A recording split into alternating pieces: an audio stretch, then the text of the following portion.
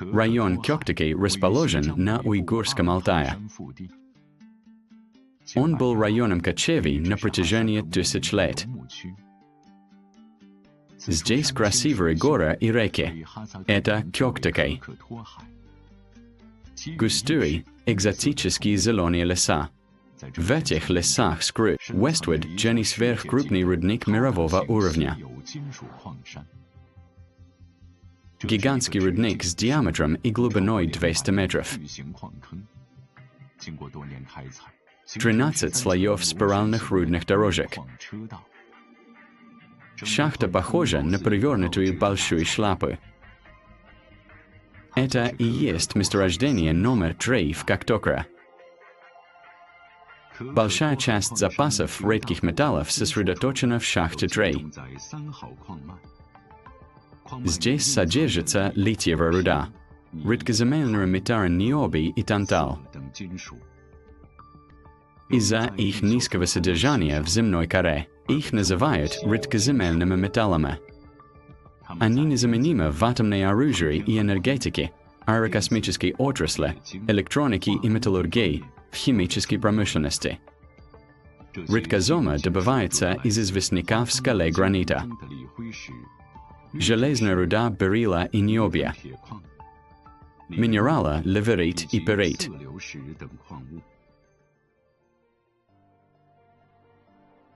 Шахта 3 – это супербольшое месторождение редкозёмов в мире. 86 видов редких минералов. По литию первое место в мире. Тантал и цезий – лидирующие позиции в мире. Богатейшие запасы. Многослойность. Редчайшие в мире. Поэтому он признан природным геолого-минеральным музеем. Особенно важно, при создании Китайской Народной Республики эта шахта на уйгурской земле внесла неоценимый вклад в развитие Китая. Люди здесь работали в невообразимо трудных условиях. Кёктыки называют уйгурским северным полюсом. В 1960 году зимой было минус 51 градус. Когда я был маленьким, я проходил мимо шахты 3 каждый день. Круглый год здесь кипела работа. Работа по 18 часов. Шахтеры теряли сознание. Но они работали изо дня в день. В конце 1961 года Кёктыки превысил экспорт руды в Советский Союз. 100 тысяч тонн литья, 34 тысячи тонн бериллия, 39 тонн тантала. В основном из шахты номер 3. Рудник Кёктыки нельзя было найти на китайских картах. У него был секретный кодовый номер 111. Это месторождение играет чрезвычайно важную роль в становлении и развитии Китая как сверхдержавы. В 1967 году Китай успешно испытал свою первую водородную бомбу, сырье для термоядерного заряда, из Кёктыка. Кёктыки также внес неоценимый вклад в развитие космической отрасли в Китае и искусственных спутников.